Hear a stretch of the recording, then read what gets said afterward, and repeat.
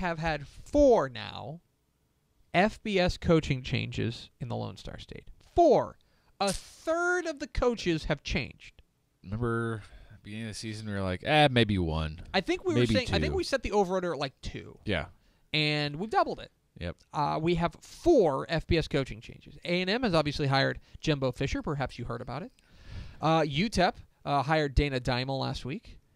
Rice hired Mike Bloomgren, who will join us on Friday here on Texas Football Today. And yesterday, Max, late last night, we were hearing rumblings in the morning. Yep. But then late last night, we got confirmed that the new coach of your SMU Mustangs is Sonny Dykes. Sonny Dykes is coming over across the Metroplex, where he was an offensive analyst for TCU last year, coming off of being the head coach at Cal for 4 seasons. Yeah. So let's talk about, one, who Sonny Dykes is not for a second. Yeah. Sonny Dykes is not Jeff Traylor, who I know that there was a lot of rumblings that he was going to be the guy. Well, I don't know. This is a chicken and egg situation, but Jeff Traylor is leaving SMU, and he's going to join Chad Morris's staff at Arkansas. Now, look, I don't know which happened first. Yeah. I don't know if they said, hey, you're not getting the job, and so he said, I'm bolting. Yeah. Or I don't know if he said, well, I'm bolting, and then they said, well, you're not getting the job. Right. We don't know. We'll probably never know. Maybe we'll call him, see what happens. But that's the situation. There were a lot of people, obviously, around the state campaigning for Traylor to get the job, and I think it says a lot about his currency with media and coaches everywhere in this state. Yeah, and especially in East Texas. Of course, a legend out there in East Texas high school football with his first time in Gilmer. And so we have this. We have Sonny Dykes as the new head coach at SMU. Sonny Dykes, for those who don't know, has been a head coach twice. He was a head coach at Louisiana Tech from 2010 to 2012, where then he was hired for Cal in 2013. Yeah. He went 22-15 at Louisiana Tech, and he went 19-30 in 2000 at Cal. I think a lot of people probably know him for his time at Cal. Fair or not. Yeah. And there's basically only one good year. 2015, they went 8-5, went to the Armed Forces Bowl, won it. But otherwise, 1-11 in 2013, they went winless in Pac-12 play. 5-7 in 2014 and 5-7 in 2016 as well, which got him fired. So then he goes to TCU. He's an offensive analyst for 1 year, and now he's back in the coaching ranks there. He is a guy who does have deep Texas ties. He is a Texan. Yep. He is from Big Spring. He went to Lubbock Coronado, where he was actually a star baseball player there as well as playing football. You may have heard of his father. Yes. His father is probably bearing the lead. He is the son of Spike Dykes, the late, great Spike Dykes, who is the all-time winningest coach in Texas Tech history. Second all-time winningest coach behind the captain, behind the Pirate. But he is a guy who has deep Texas ties. His first coaching job was at Richardson Pierce. Right. And then he was at Navarro Junior College before he started getting into the coaching ranks. Kentucky, Northeast Louisiana, Kentucky. He was at Tech for essentially 6 years under Mike Leach. Yeah. First as a wide receivers coach and then as co-offensive coordinator. Then he went and he was the offensive coordinator at Arizona before he got his first head coaching job at Louisiana Tech, and so on and so forth. His offenses are fun. Yeah. This strikes me. First of all, I understand that there are going to be some SMU fans who aren't super pleased with this hire. That they wanted somebody who was a big name. They wanted a sexy hire, right? Sure. They wanted to go get Jeff Traylor and give him a run. Or they wanted to go get Graham Harrell. Or they wanted to go get some of these guys who are maybe a little bit more, maybe younger. You know, he is 48, so he's not old, but he has been around the block a little bit.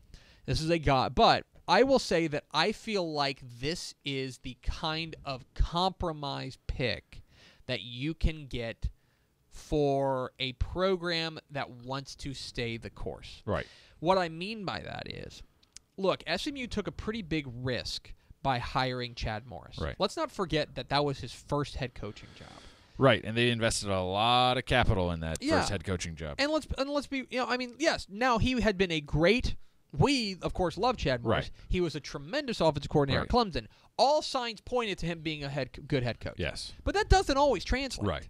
They took a risk by hiring Chad Morris. Right. But in hiring Chad Morris, they established a relatively firm identity. And that identity is a high-flying offense based around Texas kids. Yeah. That's what they wanted to be. That's what Chad Morris said he wanted to be. That's what they were. Yeah.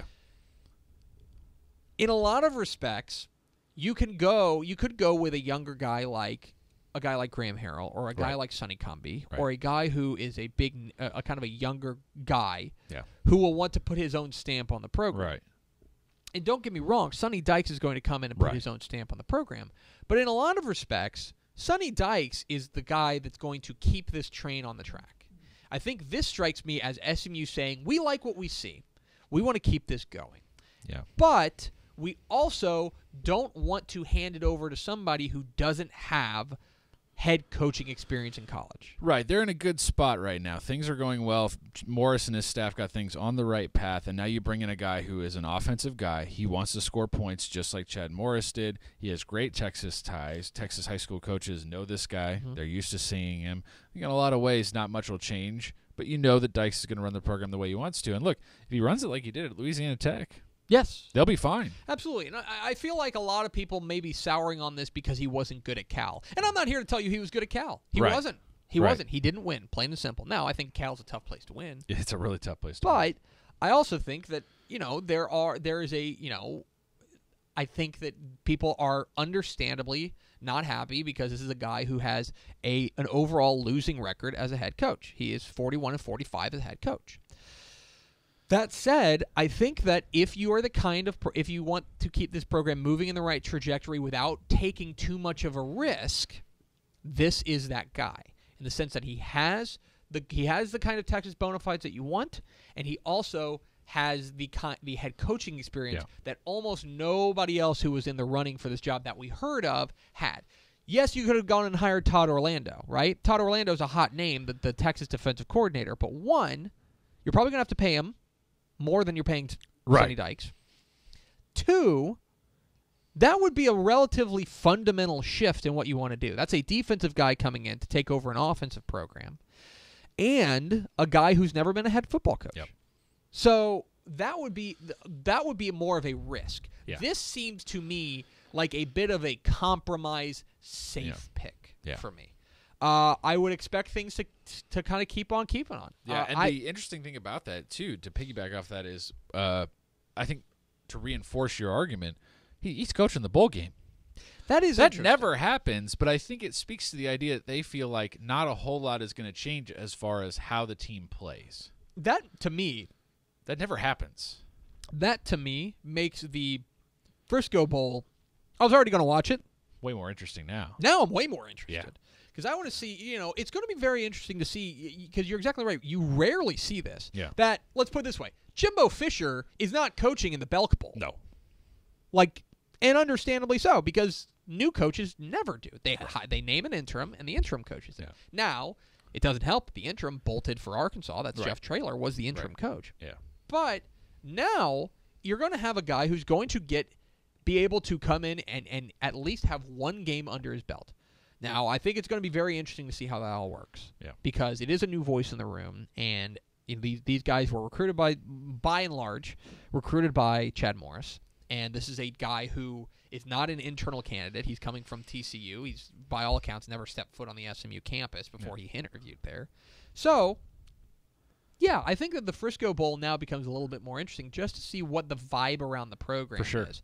The win or the loss doesn't really matter. Obviously, you'd like to win. Yeah. But do they play well? Yeah. Does it seem cohesive? That's all very interesting. Yeah, I mean, I want to see, do the kids come out and play hard? Yeah. Do they come out and say, I want to impress this new guy? Or do they kind of turn their nose up and be like, you're not my coach? Right. That would be, I think, very telling. Overall, look, I think it's a solid hire. I don't think there is – I understand people who are maybe not pleased that it's not that big sexy hire. But then again, I also think Jimbo Fisher broke the scale for sexy hire. Right. Like, he's the sexiest hire in Texas history. For sure. You know, you're never going to top that. If you're comparing it to that, you're always going to lose. I understand all the criticism around Sonny Dykes' career. I would just say that I think he deserves a shot to do it in Texas, within these borders, with the state he's familiar with and the high schools that he's used to being around. I'm curious as to whether that makes a big difference for him, because if it does, I think there's a lot of potential in this hire. I think you're right. I think there is potential here. Like I said, I think that if your goal is to keep the train on the tracks, this is a pretty solid hire.